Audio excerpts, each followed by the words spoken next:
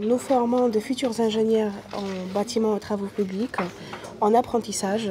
On s'adresse aux jeunes qui possèdent déjà un bac+2 ou qui sont en cours d'obtention d'un bac+2, notamment des DUT génie civil, BTS bâtiment et travaux publics, des cycles prépa, économie de la construction, ainsi que licence pro et générale.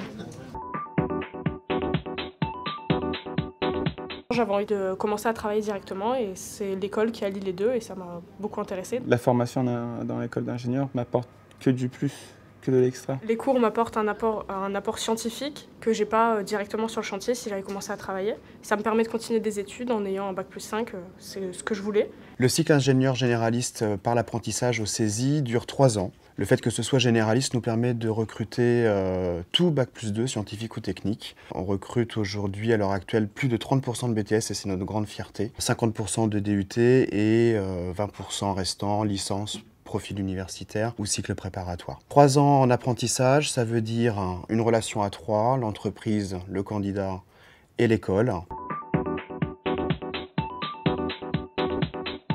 Nos apprentis sont obligés de valider une mission à l'international d'une durée minimum de 8 semaines. C'est très important cette dimension internationale puisque nos ingénieurs s'exportent très bien dans le monde entier et en France on est très reconnu dans ce domaine. Pour candidater à l'école d'ingénieur du CESI, il faut déjà avoir moins de 26 ans. Il faut télécharger le dossier de candidature sur le site de l'EI-CESI. Le processus de sélection, c'est étude du dossier, test écrit et entretien de motivation qui permet de valider les compétences de tout un chacun avant de pouvoir entrer en école d'ingénieur. Pour moi, c'est ce qui est essentiel pour devenir ingénieur avec le CESI, c'est d'être motivé, être impliqué et prêt à s'engager pendant 3 ans auprès d'une école, d'une entreprise. On n'a pas forcément cru en moi en BTS, pourtant je suis quand même en école d'ingénieur et je suis très satisfaite. On m'a dit que j'avais toutes mes chances et que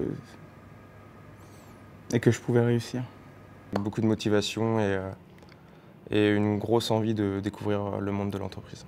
De continuer à travailler et de croire en eux. De tenter sa chance parce que, voilà, comme on dit, qui ne tente rien n'a rien. Donc moi j'ai tenté, j'ai réussi.